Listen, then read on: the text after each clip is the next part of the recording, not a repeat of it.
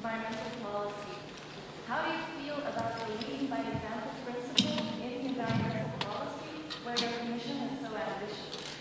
And following that logic of leading by example, do you think it's a good idea to sell me your highly polluting two-ended car, finally get rid of all that annoying criticism?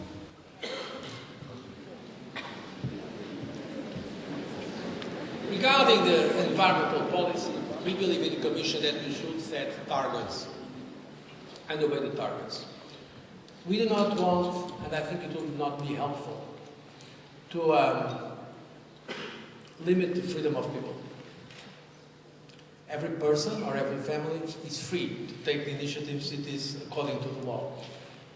Honestly, I think it will be a complete mistake if, because of our commitment to fighting climate change, we start now giving good behavior, let's say public cards for those who believe and not those who believe not in the proper way.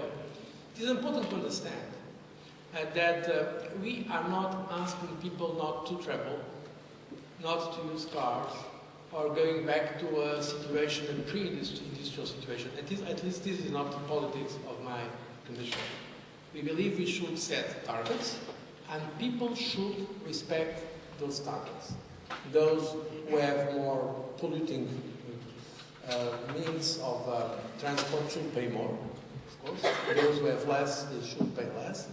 But I think it is a mistake from a public policy point of view to establish a kind of political correctness of what one should or not or should not do. I believe in the possibilities of free will and free decision for every citizen. Thank you very much. Other questions? Yes? Dear Mr. President, I would like to ask a question about the common agricultural policy in Europe. Namely, 41.6% of the total 2008 budget goes to agriculture. Farmers are being subsidized. That means African farmers don't have the opportunity to sell their products on the European market. Moreover, overproduction and export subsidies make that African farmers are put out of business in Africa. When will the European Commission take responsibility? Thank you. Thank you. First of all, let me explain why there is such an important part of the budget dedicated to agriculture. You know why it is that? It is because agriculture is a common European policy. So the member states cannot spend themselves in agriculture, but everything is done by European community instruments for agriculture and for fisheries. When it comes to education, for instance, this is something that is mainly done at national level.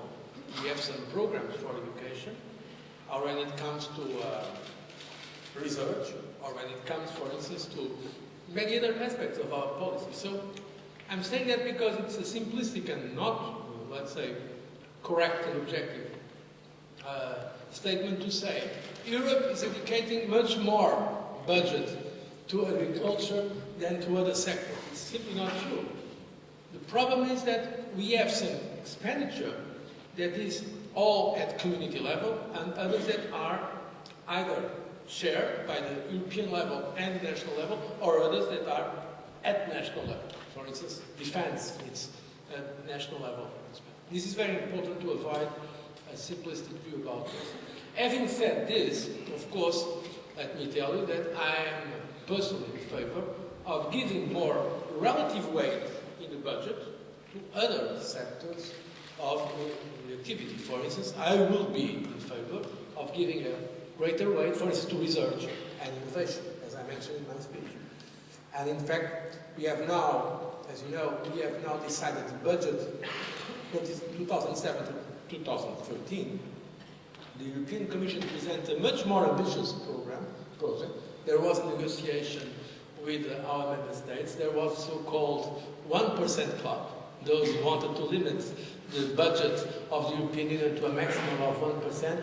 But in relative terms, we would be supportive of having relatively more public expenditure at European level to other sectors that are for the future.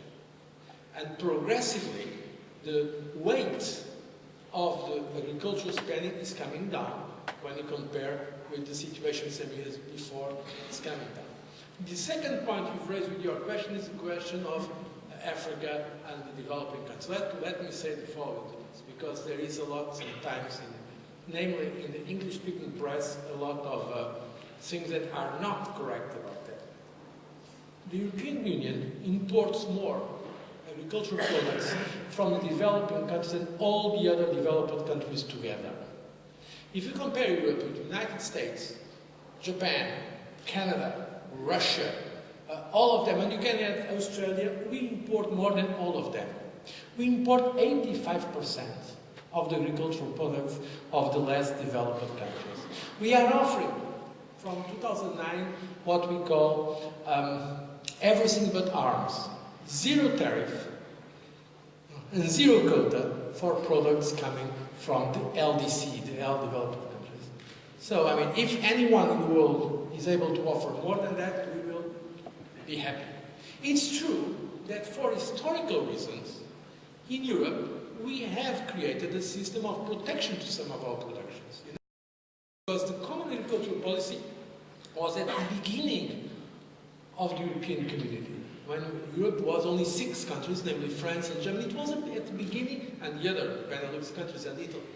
And so there were some reasons to have this kind of common agricultural policy. In fact, there was a kind of an underlying agreement between France and Germany in the beginning of European construction for the protection, if I may say so, the expansion of German industry and French and Italian agriculture as well. So these are historic reasons. But it is simply not true. It is simply not true that Europe is more protectionist in terms of agriculture than other parts of the world. We are more open. We have tariffs that are much lower now than some of the countries that criticize us, namely some of the G20 countries. If you go, for instance, to Brazil, you'll discover that they apply a much higher tariff to agricultural products. For instance, the European wine that has to go there pays a very, very high tariff, and this we are not applying to other parts of the world. So let's put the balance right. We are not protectionist when we compare with other parts of the world. Coming to developing countries, we are by far the biggest donor in the world, the European Union and the member states taken together. Of course, we should and we could do more. I'm for that. And now in the Millennium Development Goals, we are trying to push our member states to do more in terms of helping the developing countries and developing world, because there are real problems there. But let's put the record right, because sometimes I think we are too self-critical about what we do as Europeans, and sometimes I think that maybe we could export some of that self-criticism to others that need it as much or even more than we do.